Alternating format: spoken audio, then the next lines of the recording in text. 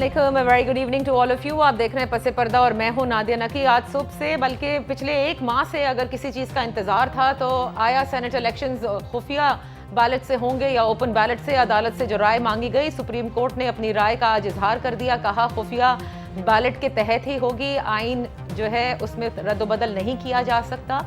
अलबत्ता election commission पर यह जिम्मेदारी आयद की गई है कि इलेक्शन कमीशन शफाफ इंतखाबात का इनेकाद करे। खुफिया रहना वोट का वो दायमी नहीं, और इसके लिए टेक्नोलॉजी का इस्तेमाल किया जा सकता है। इस पर अटॉर्नी जनरल ने भी अपनी राय दी है और कहा है कि अदालत की राय अब इलेक्शन कमीशन पर बाइंडिंग है, यानी ऐसे बैलेट का टेक्नोलॉजी के तहत कुछ किया जाना चाहिए जिसमें सीरियल नंबर हो या फिर कोई बार कोड लगाया जाए, वरना अटॉर्नी जनरल के मुताबिक अदालत जो है वो इसके खिलाफ एक्शन ले सकती है। दूसरी जानिब हमने देखा कि पीटीआई के जितने भी वज़रा हैं, काबीना के मेंबरान हैं, आज उनकी भी मुतफर्रिक तौर पर बयानात सामने आए। प्रेस कॉन्फ्रेंसेस हुई जिसमें उन्होंने जश्न भी मनाया और अदालत के इस राय का बड़ा एहतराम करते हुए उनका कहना था कि जो 22 साल की जिद्दोजहद है इमरान खान साहब की और सेनेट के हवाले से, और सेनेट का जो वक़ार है वो इससे बुलंद होगा और अब सब कुछ इलेक्शन कमीशन पर है। और उन्होंने दरख्वास्त भी की है शिबली फराज साहब ने कि इलेक्शन कमीशन इस फैसले की रोशनी में टेक्नोलॉजी का इस्तेमाल करे ताकि ये खुफिया रहते हुए भी खुफिया ना हो सके। कुछ इसी तरह का मतलब है। अलबत्ता अपोजिशन की जानिब से जो रद्द अमल आया है उनका यही कहना है कि ये सीक्रेट बैलेट ही होगा और आरटीएस के निज़ाम की तरह कोई टेक्नोलॉजी का इस्तेमाल ना किया जाए।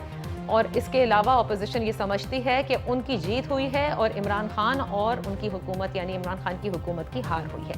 बहरहाल अब जो नई बहस है वो इस राय की तशरीह बनकर रह गई है। किस किस्म का ये इलेक्शन होगा? ओपन बैलेट तो नहीं हो सकता, खुफिया बैलेट रहते हुए भी क्या खुफिया रह सकेगा? आज इसी पर बात करने के लिए अपने मोहतरम मेहमानों का मैं तारुफ कराती चलूँ। हमारे साथ हैं सेनेटर सहर कामरान साहिबा पाकिस्तान पीपल्स पार्टी से, अली गौहर हमारे साथ हैं पाकिस्तान मुस्लिम लीग नून के कौमी असेंबली के मेंबर हैं, ब्रिगेडियर रिटायर्ड फारूक हमीद साहब हमारे साथ हैं। कोशिश होगी कि यासीन आज़ाद साहब से अगर हमारी बात हो सके तो उनसे भी इस पर राय ले ली जाए।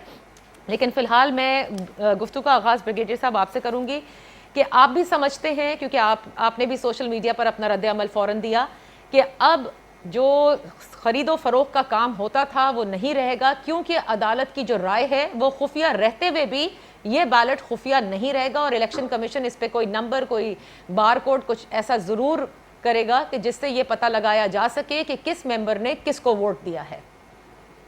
जी बिस्मिल्लाह रहमान रहीम, बहुत शुक्रिया। मेरी नज़र में ये जो एक लैंडमार्क फैसला आप इसको कहें, ये एडवाइस है, ये डायरेक्टिव है, गाइडेंस आप कहें फ्रॉम द सुप्रीम कोर्ट, मेरा ख्याल है कि it is in the interest of corruption free senate election. Pakistan की तारीख में कभी ऐसी पहली चीज़ सामने नहीं आई है। हालांकि पहले कितने सेनेट इलेक्शन हो चुके हैं और हर दफ़ा यही मामला होता था, फिर चीज़ें लोग भूल जाते थे। लेकिन जहाँ तक पीटीआई का ताल्लुक है, मैं पहले स्ट्रेट अवे कह दूं कि पीटीआई को इस हद तक क्रेडिट जाता है कि उन्होंने इस इशू को रेज किया और बड़ा खुल के रेज किया ताकि एक डिटेरेंस क्रिएट हो हॉर्सेस और हॉर्स ट्रेडर्स जो हैं उनके लिए। और देखिए इंपॉर्टेंट चीज़ ये है कि बेशक उन्होंने पीटीआई को भी एग्जैक्टली वो चीज़ नहीं मिली जो वो चाहते थे। उन्होंने तो ऊंचा मांगा कि जनाब ओपन बैलेटिंग, लेकिन इस पूरे सिलसिले में उनको कम से कम ये मिल गया secret balloting with traceability and corruption free मामला। ओके सर, आप भी इसको इसी तरह रीड कर रहे हैं कि ट्रेसेबिलिटी जो है वो इस राय के तहत जो है अब वो लाजिम होगी इलेक्शन कमीशन ऑफ पाकिस्तान पर? बिल्कुल, अगर नहीं होगा तो मैं समझता हूँ कि अगर ये बात कल को निकल आती है, कुछ लोग एतराज करते हैं और पता लगता है कि जी इलेक्शन कमीशन के पास तो कोई ऐसी ट्रेसेबिलिटी कोई रिकॉर्ड ही नहीं है, तो then it will go as a contempt of the supreme court फैसला कि जनाब हमने तो आपको कहा था। तो इसका मतलब देखिए, एक्चुअली सुप्रीम कोर्ट ने इलेक्शन कमीशन ऑफ पाकिस्तान को अपनी जिम्मेदारी का एहसास दिलाया कि ये आपकी जिम्मेदारी, गवर्नमेंट की जिम्मेदारी भी नहीं है, एक्चुअली सुप्रीम कोर्ट की भी नहीं बनती थी। ये इलेक्शन कमीशन को बताने कि जनाब आपकी जो रिस्पांसिबिलिटीज हैं, ऑब्लिगेशन एज पर दो प्रोविजन ऑफ द कॉन्स्टिट्यूशन, वो शफाफ इलेक्शन करें। ठीक है, आप इंश्योर करें free, fair and corruption free senate election. Okay, अब ठीक है, ये उनकी जिम्मेदारी है। ओके, उन्होंने लैंडमार्क डिसीजन। मैं जरा ओपनिंग रिमार्क्स ले लूं पहले ब्रिगेडियर साहब, फिर आगे चल के डिस्कस करते हैं, क्योंकि ट्रेसेबिलिटी के हवाले से जब ये कहा जा रहा है सेनेटर साहिबा कि ट्रेसेबल बनाया जाएगा। क्या आप लोगों ने, आपकी जमात ने भी इसको इसी तरह से रीड किया है, या आप समझते हैं कि अब तक जिस तरह से खुफिया बैलेट होते आए हैं, आने वाला जो इलेक्शन है 3 मार्च को, ये भी उसी तरह से किया जाएगा? बात यह है नादिया, मैं तो सबसे पहले ब्रिगेडियर साहब के जज्बे से बहुत मुतासिर हूँ। जितना इंथुजियाज्म है पीटीआई को लेके और जितना खुश हैं जी। डिफेंस करना है उनके नैरेटिव को, तो माशाल्लाह मैं कहती हूँ कि पीटीआई का कोई हो या ना हो, ब्रिगेडियर साहब कमी महसूस नहीं होने देंगे।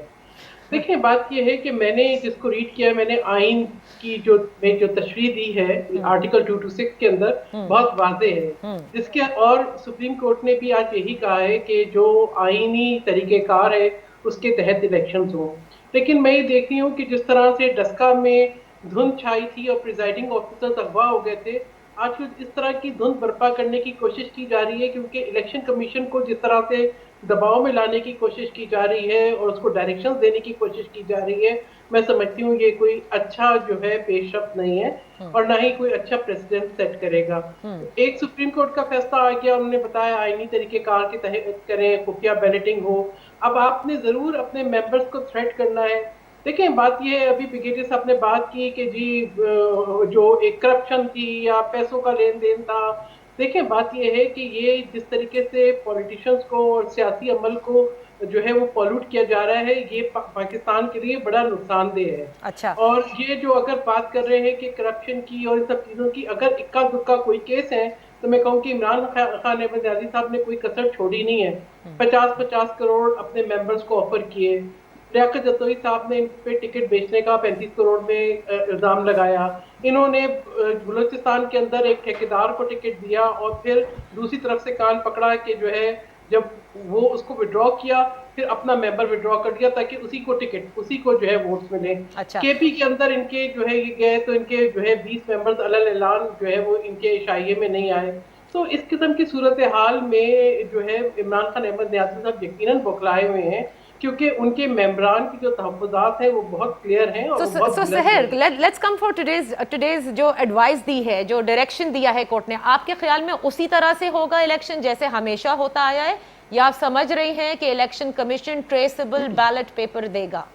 देखिए मैं समझती हूँ कि जितना मैंने आइन को पढ़ा है और जितना मैं आइन को समझती हूँ, मैं उसमें सुप्रीम कोर्ट ने जो इन्होंने एडवाइस मांगी थी ऑर्डिनेंस के ऊपर, सदारती ऑर्डिनेंस पे, उसको उन्होंने बताया है कि जी आइन के तहत ही इलेक्शन होंगे और वो आपके जो है वो जो इलेक्शन कमीशन के प्रोसीजर्स में उनमें कोई तरमीम करके आप उसमें चेंज नहीं ला सकते। ठीक है, और मैं समझती हूँ कि इसके मुस्तरद होने के बाद दो सवाल उठते हैं। एक तो ये तीसरा ऑर्डिनेंस है जो सदर साहब ने भेजा और वो मुस्तरद हुआ, तो जहाँ पे ये भी बात आई कि उन्होंने अपना माइंड इस्तेमाल नहीं किया, तो ये देखना पड़ेगा क्या वो अपने ओहदे के साथ जस्टिफाई कर रहे हैं या वो उसमें नाकाम हुए, उन्हें इस्तीफा देना चाहिए। अच्छा, अटॉर्नी जनरल साहब का जो मशवरा था गलत। अच्छा, अटॉर्नी जनरल साहब ने ना दिया, जस्ट मुझे लेट मी कंप्लीट, उन्होंने एक गलत मशवरा दिया और उन्होंने एम्बेरसमेंट का शिकार करवाया हुकूमत को।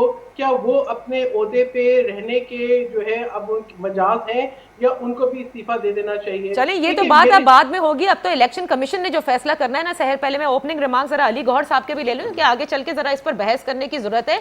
ट्रेसेबिलिटी क्या करप्शन को वाकई खत्म कर सकती है? क्योंकि यहाँ पर आइन में इस खुफिया बैलेट के लिए दूसरी चीज भी है, जो डिफेक्शन क्लॉज नहीं है मेंबर्स के ऊपर। अली गौहर साहब, क्या आप भी जिस तरह से पीपल्स पार्टी कह रही है उसी तरह से आप समझते हैं, या आप समझते हैं अब टेक्नोलॉजी का ये इस्तेमाल होना है 3 मार्च को कि सबका पता चल जाएगा, यानी आप जिसको वोट देंगे अगर उस पर कोई शिकायत है तो ये निकाल के देखा जा सकता है कि आया आपने वोट किसको दिया? बिस्मिल्लाहिर्रहमानिर्रहीम। शुक्रिया नादिया। देखें, एक तो जो फैसले के हवाले से मैं बात करूंगा, फिर वैसे तो फिर इसमें बहुत सारे पॉइंट्स और चीज़ें हैं जो कि मतलब है इस पर तो जितनी लंबी बात कर ली जाए बंदा कर सकता है, सारे डिबेट कर सकते हैं। देखिए फैसला तो बड़ा क्लियर है, अगर आप फैसले को पढ़ें और उसके फर्स्ट पैराग्राफ जो ओपनिंग पैराग्राफ है उसमें इन्वर्टेड कॉमन्स के अंदर लिखा हुआ है कि आइन के आर्टिकल 226 के तहत जो है वो सीक्रेट बैलेट के ज़रिए ही पोलिंग होगा। ठीक और है। उसके लिए आइन में अगर कोई तब्दीली करनी है तो आइन में अमेंडमेंट करनी पड़ेगी। ओके। और आपको पता है कि इलेक्शन कमीशन के चेयरमैन समेत चारों जो मेंबरान हैं उन्होंने जो सुप्रीम कोर्ट में अपना मौक़िफ़ दिया है वो यही दिया है कि आइन में कोई गुंजाइश नहीं है कि सीक्रेट बैलेट को ख़त्म किया जाए और किसी किस्म का उसके ऊपर चेक एंड बैलेंस लगाया जाए। तो आप भी एक चीज़ तो बता रही हैं कि इसमें कोई वो भी नहीं है, क्लॉज भी नहीं है कि जिसके तहत आप मतलब है कि कल को कोई उसको मतलब है कर सकें कि किसी की मेंबरशिप ख़त्म कर सकें अगर कोई वोट नहीं देता या कोई इस किस्म का है। देखिए आइन जो है ना पाकिस्तान का, इसके साथ मैं समझता हूँ कि जितना खिलवाड़ हम करेंगे पाकिस्तान उतने बहरानों की तरफ जाएगा। अगर बैलेट पेपर पे सीरियल नंबर हो और तो वो गलत होगा इलेक्शन। मुझे ये बताएं कि गलत इसलिए होगा कि इलेक्शन कमीशन अपने मौक़िफ़ से, इलेक्शन कमीशन के मौक़िफ़ की सुप्रीम कोर्ट ने क्लियर कट जो है वो उसको तस्लीम किया और इलेक्शन कमीशन अपने मौक़िफ़ पर कायम है। कोई बार कोड, कोई मतलब है कि उसका वो कोई सीरियल नंबर, कोई किसी किस्म के इलेक्शन कमीशन का, तो मैं बता रहा हूं कि खुद सुप्रीम कोर्ट में उसने क्लियर मौक़िफ़ दिया है कि इसमें सीक्रेट बैलेट को हम खत्म नहीं कर सकते और इस सीक्रेसी को कायम रखना है। अगर आप बार कोड लगा देंगे या कोई और काम करेंगे तो फिर सीक्रेसी तो खत्म हो गई। तो इलेक्शन कमीशन के मौक़िफ़ को सुप्रीम कोर्ट ने तस्लीम किया। अब ये जिस तरह से कि ब्रिगेडियर साहब बात कर रहे हैं, ये अब इलेक्शन कमीशन को और अपने मेंबरान को डरा धमका रहे हैं कि भाई ये सुप्रीम कोर्ट ने फैसला दे दिया है, वो दे दिया है इलेक्शन कमीशन को। जिस तरह अटॉर्नी जनरल के जरिए पीटीआई तो खुशियां मना रहा है कि उनके मौक़िफ़ की तारीफ हुई है। के जरिए नहीं, लेकिन वो देखे ना, खुशियां तो इन्होंने डस्का में भी मनाई थी लेकिन वो खुशियां मान पड़ गई। अब देखें ना पाकिस्तान के हालात जो 2 साल या 3 साल पहले थे, अब उसमें आपको पीडीएम की तहरीक के जरिए, मियां नवाज शरीफ के बयानिए के जरिए अब काफी अवाम की सोच में तब्दीली आ गई है, प्रेशर है। अब आप देखें, मैं मेरी गुजारिश सुन लें, अब आप देखें कि जिस तरह से सैर कामरान साहबा ने इनका एक्सरे किया है कि केपीके में क्या हुआ है, बलूचिस्तान में क्या हुआ है, क्या हो रहा है। इधर इवन बेशुमार इनके एमएनएज हैं जो स्टार्ट में तो ओपनली कह रहे थे, अब भी इनको पता है।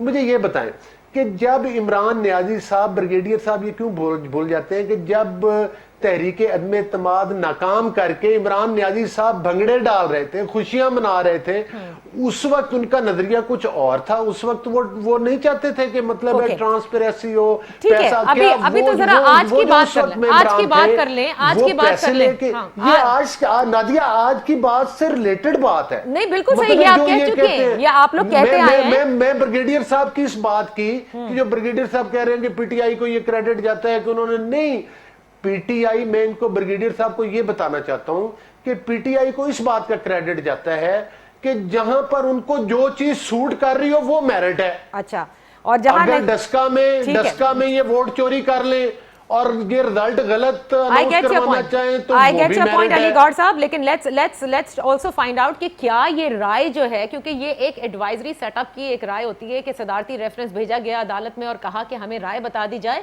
कि आइन के आर्टिकल 226 के तहत ये इलेक्शन कराए जाएंगे या कानून में तरमीम करके कराए जा सकते हैं। आज वो राय फाइनली आ गई है सामने, अब इसकी सब तशरीह करने में लगे हुए हैं। तो क्या तशरीह के लिए भी हम मजीद कोर्ट का दरवाजा खटखटाना पड़ेगा? इस पर बात करेंगे right after this very short break.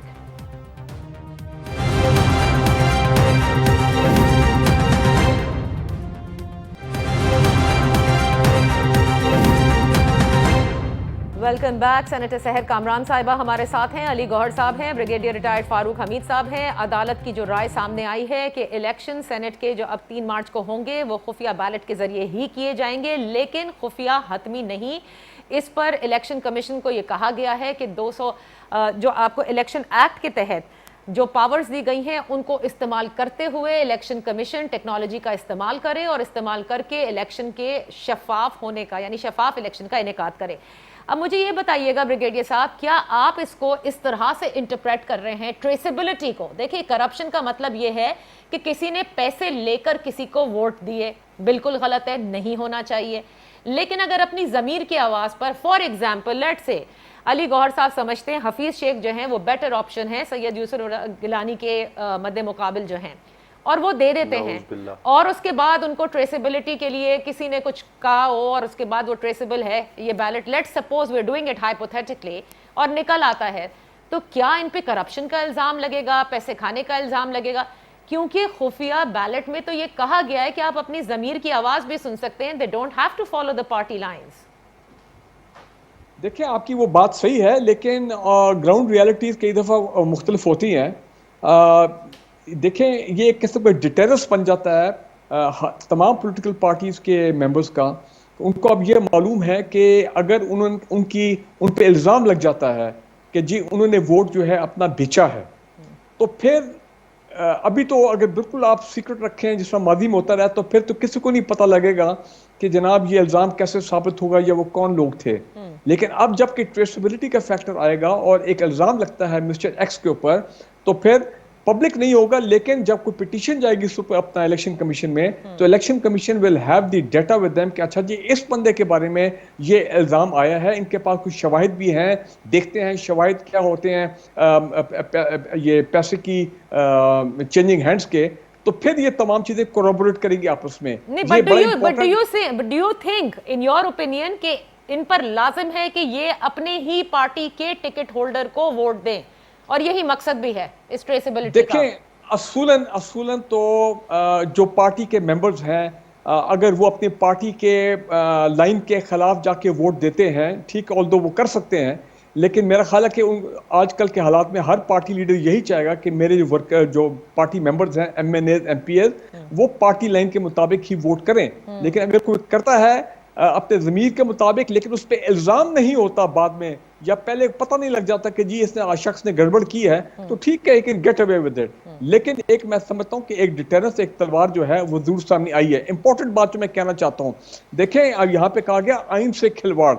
मुझे आप ये बताएं कि चीफ जस्टिस साहब ने इसी हेयरिंग के दौरान तो कह दिया था कि जनाब आप दोनों political party, PTA Peoples Party और PML, आपने तो चार्टर ऑफ डेमोक्रेसी में कहा था कि हम ओपन बैलेटिंग जो है उस पे आइन में अमेंडमेंट लेके आएंगे वगैरह वगैरह, लेकिन आपने नहीं किया। तो वो तो खुद आपको कह रहे हैं, आप तो करना चाहते थे, लेकिन आप लोगों ने क्यों नहीं किया? जिस पर एडवोकेट जनरल सिंह ने ये कहा था कि ये सियासी रिमार्क्स हैं और आपको नहीं देने चाहिए।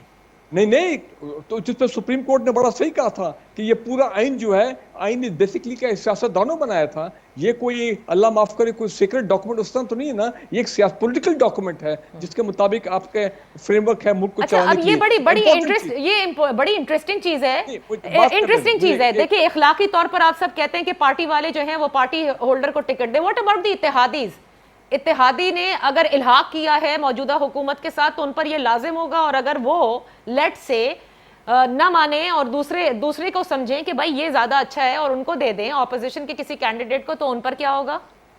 वो कर दें। लेकिन अगर उन पे किसी का इल्जाम नहीं आता कि उन्होंने किसी और के लिए वोट किया है और पैसे लेके अगर वोट किए, ये चीजें सामने आ जाती हैं, तो फिर तो मामला जो है ना, फिर तो गड़बड़ हो गई है। अच्छा। इंपॉर्टेंट जो बात मैं कह रहा हूं, अगर हर देखें, इंपॉर्टेंट पॉइंट ये, सुप्रीम कोर्ट ने क्या मैसेज दिया? आपने कहा तशरीह क्या, अब क्या होगा? अगर हर कॉमा फुल स्टॉप के लिए हम सुप्रीम कोर्ट के पास जाएंगे कि सर आप बताएं कि अब क्या करें, चीफ जस्टिस साहब ये बताएं अब चलना कैसे है, उठना कैसे है, तो फिर बंद कर दे इलेक्शन कमीशन ऑफ पाकिस्तान को। एक्चुअली तो सुप्रीम कोर्ट ने इलेक्शन कमीशन ऑफ पाकिस्तान को वेकअप कॉल दी है कि आप अपना जो आपका आईनी रोल है खुदा ना करें, उसको सही तरह निभाएं। क्या ब्रिगेडियर साहब, सुप्रीम कोर्ट ने एक्चुअली आइन को अपहोल्ड नहीं किया कि आइन सुप्रीम है, आइन की रद्दोबदल सिर्फ पार्लियामेंट का इस्तेहकाक है और किसी का नहीं? बिल्कुल ठीक है, अच्छी बात है, ठीक है ना, ये तो होना भी ये चाहिए। हमें भी शुरू में मेरा प्रोग्राम अपने को प्रोग्राम निकाल लें, 2-3 पहले प्रोग्राम मैंने कहा था, होना लगता यही है कि supreme court will uphold the constitution. वो तो एक कॉमा फुल स्टॉप नहीं करेंगे, क्योंकि आइन की अमेंडमेंट तो पार्लियामेंटेरी की जिम्मेदारी है, लेकिन वो for the sake of anti corruption and transparency वो कोई ना कोई बात जरूर करेंगे जो उन्होंने कर दी है। तो पिछले इलेक्शन से मुख्तलिफ होगा ये 3 मार्च का इलेक्शन, आप समझते हैं इलेक्शन कमीशन कुछ डिफरेंट करेगा विद द बैलेट पेपर ना?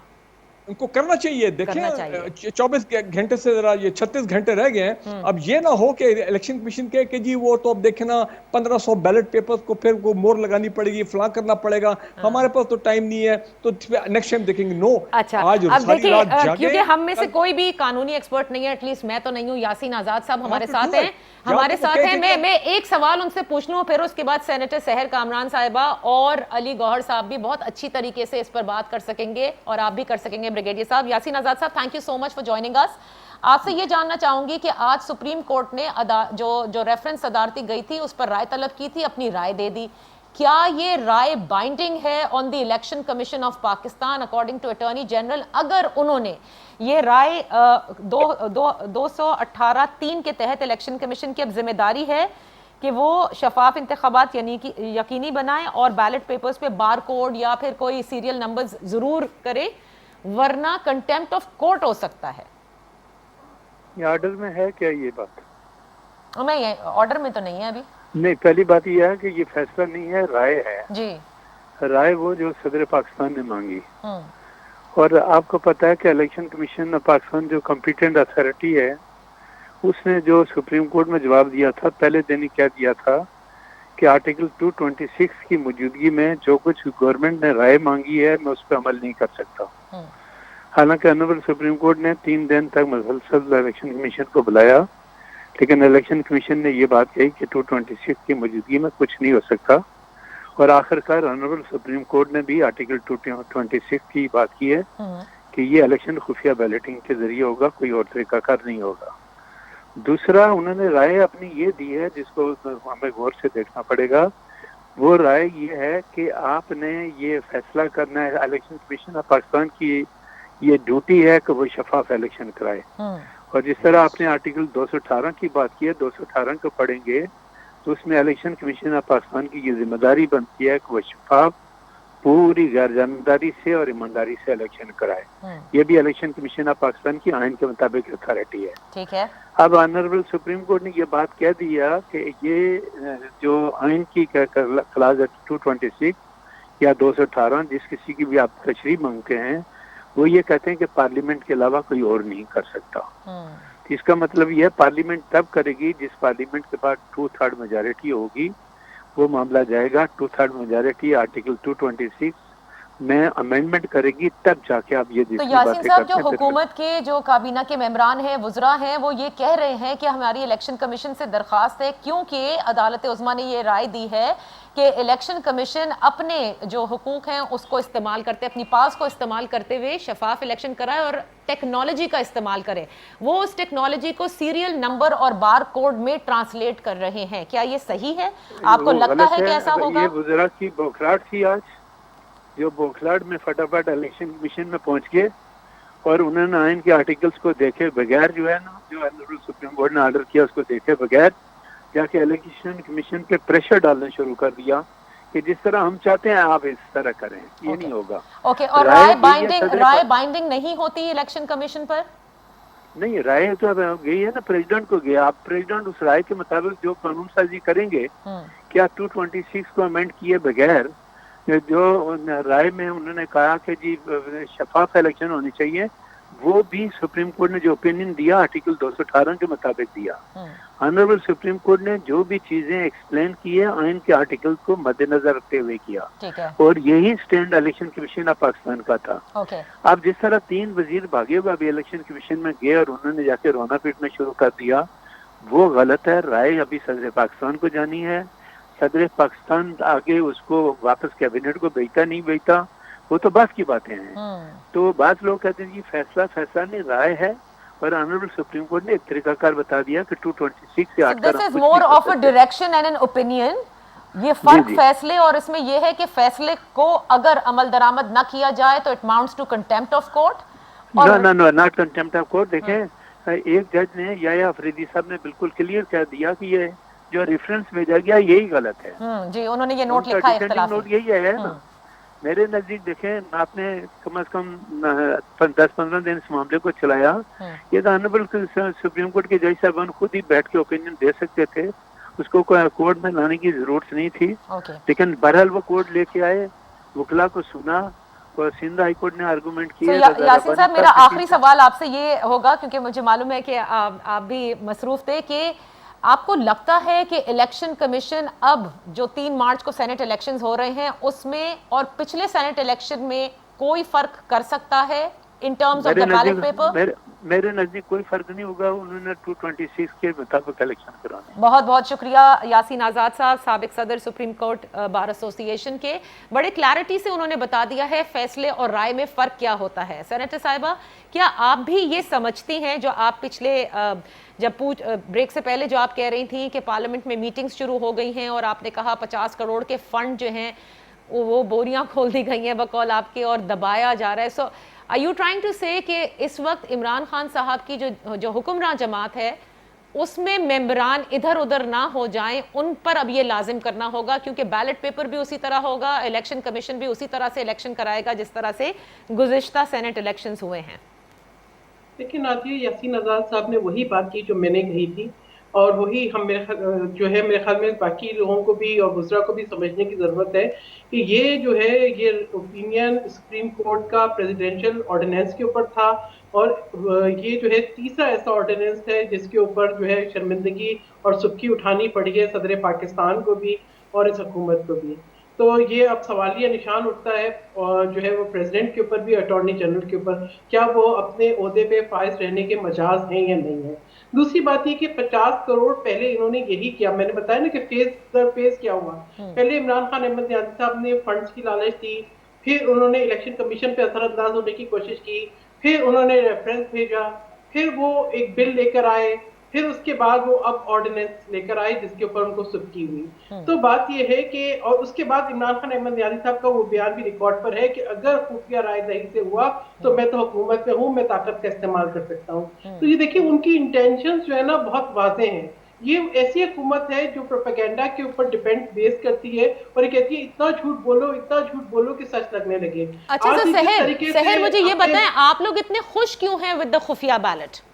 नहीं, हम जो खुश हैं नादिया, मैं बिल्कुल बताऊं, मेरा जो ट्वीट भी था मैंने ये कहा था कि आइन और जमहूरियत, ठीक है, उसकी बालादस्ती जब भी होगी हम जो है उतने ही खुश होंगे। अब ब्रिगेडियर साहब अगर ये देखेंगे कि उनका तमाम निज़ाम आर्मी एक्ट के तहत चलता है और वो उसको मुकद्दम समझते हैं, हम उसी तरीके से आइन और जमहूरी निज़ाम को मुकद्दम समझते हैं और हम ये समझते हैं कि जरूर है कि हम आइन का एहतराम करें और उसको अंडरमाइन ना करें। अब जिस तरीके से इलेक्शन कमीशन के ऊपर असरअंदाज होने की कोशिश की जा रही है, उसको एक तरह से डायरेक्शन दी जाने की कोशिश की जा रही है, वो जो इलेक्शन कमीशन अपनी राय पहले दे चुका है वो उसको मैं समझती हूँ अंडरमाइन करने की का एक तरीका है। और आज वजीर आजम साहब जो है उनको याद आया कि उन्हें पार्लियामेंट में बैठ के अपने मेंबरान से भी बात करनी है, वरना तो वो उनकी नॉन इलेक्टेड काबीना के साथ वो रह रहे थे।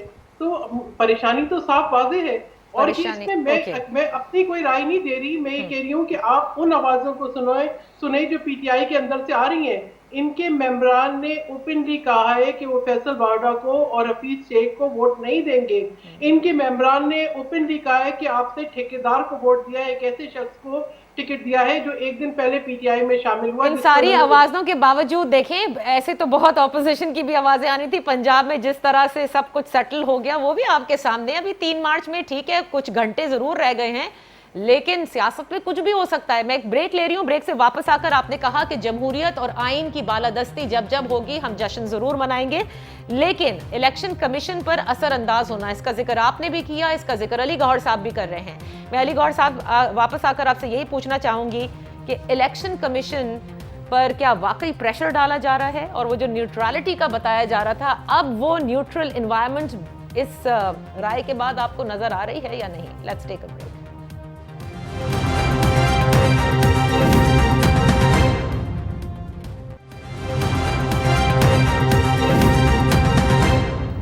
Welcome back. आज की जो सुप्रीम कोर्ट की राय है उस पर ये कंफ्यूजन क्या बरकरार रहेगा, या अब इलेक्शन कमीशन जब वाज़े तौर पर सामने आकर कोई बयान देगा तो ये सारा कंफ्यूजन जो इस वक्त नजर आ रहा है हुक्मरान जमात और ऑपोजिशन कंबाइंड में, वो दूर हो सकेगा? अली गौहर साहब, पहले ये फरमाइएगा कि इलेक्शन कमीशन एक वाज़े मौक़िफ़ दे चुका है अदालत में और उस पर वो कायम था। इसी इलेक्शन कमीशन के डस्का के इंतखाबात के बाद आपने बड़ी इसकी तारीफें भी की हैं। अब आपको क्या लगता है, क्या वाकई असरअंदाज होगा इलेक्शन कमीशन? क्योंकि बड़ा अहम इजलास भी आज हुआ है इलेक्शन कमीशन में इस राय की के बाद। क्या समझ रहे हैं आप, क्या देख रहे हैं 3 मार्च को? जी नादिया, अब देखें बिल्कुल जिस तरह से कि इलेक्शन कमीशन ने स्टैंड लिया है डस्का में, और बड़ी उसमें उन्होंने एक चार्जशीट जो है इमरान खान न्याजी की जो सिलेक्टेड गवर्नमेंट है उसके ऊपर जारी की और फिर तमाम हकायक पर से पर्दा भी हटाया कि पसे पर्दा क्या हो रहा था। तो इसी तरह से हम तवक्को करते हैं कि इस मसले पर भी इलेक्शन कमीशन अपने मतलब एक कानूनी आइनी और असूली फैसले पर और असूली राय पर कायम रहेगा जो उन्होंने सुप्रीम कोर्ट में दी है। और मेरा ख्याल है ये अब हम आज या कल तक जो है वो इलेक्शन कमीशन अपनी कोई प्रेस रिलीज के जरिए दूर कर देगा। ठीक है। जिस तरह से कि यासीन आज़ाद साहब अभी कह रहे थे कि ये भागे भागे इलेक्शन कमीशन को प्रेशराइज करने के लिए, देखिए मेरा नहीं ख्याल कि अब इलेक्शन कमीशन जो है इन वज़रा से मरूब होगा और वो मतलब ये बात मानेगा। यानी फिजा न्यूट्रल है, फिजा न्यूट्रल है। फिजा न्यूट्रल है इलेक्शन कमीशन की हद तक, बाकी एलिमेंट्स अभी क्वेश्चन मार्क्स हैं। लेकिन मैं गुजारिश ये करूंगा कि जो मतलब है कि इस वक्त सूरत हाल है उसमें तो जो अफरीदी साहब ने जो बयान दिया वो तो बिल्कुल इनके जो प्रेसिडेंट ने जिस तरह से वो राय मांगी या जो इनके इरादे हैं वो तो इनके खुला तमाचा है। और जो ये प्रोकॉशनरी मैयत की बात है तो वो तो इलेक्शन कमीशन, अगर सुप्रीम कोर्ट ने ये जजमेंट में कहा है कि आप वो सारे पूरे रखें तो इलेक्शन कमीशन तो पहले ही कह रहा है कि बिल्कुल गैर जानिबदाराना, मुनसफाना और बिल्कुल लेवल प्लेइंग फील्ड होना चाहिए। और इलेक्शन कमीशन की ये जिम्मेदारी है कि वो शफाफ तरीके के साथ इलेक्शन करवाए।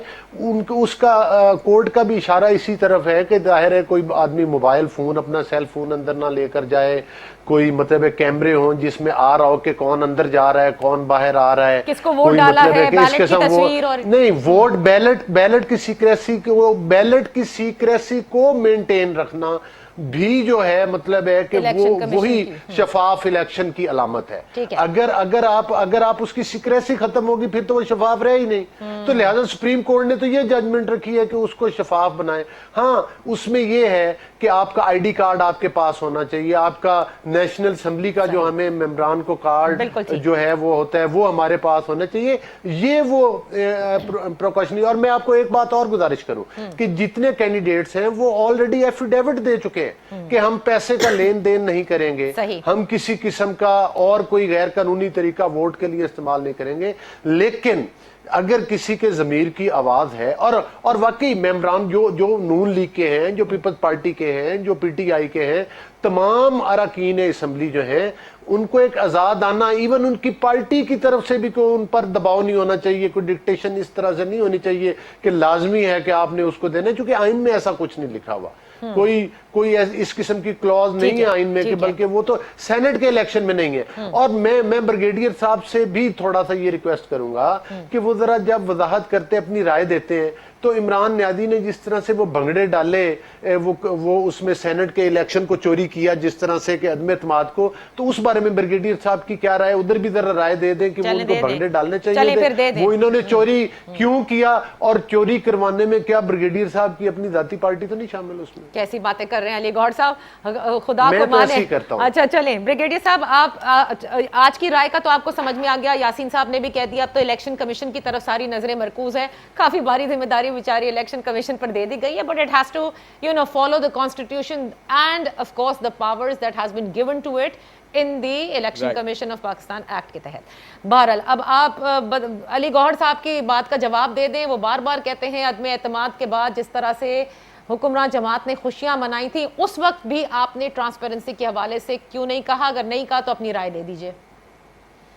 फ्रैंकली स्पीकिंग मैं समझ नहीं पाया कि ये कौन से अदम एतमाद की बात कर रहे हैं। सेनेट में जो अदम एतमाद हुआ, जो नाकाम बनाया गया मेंबरान को, जो अक़लियत को अक्सरियत में बदला गया, उस बारे में देखिए आपके प्रोग्राम में पहले भी हम बात कर चुके हैं इसके ऊपर।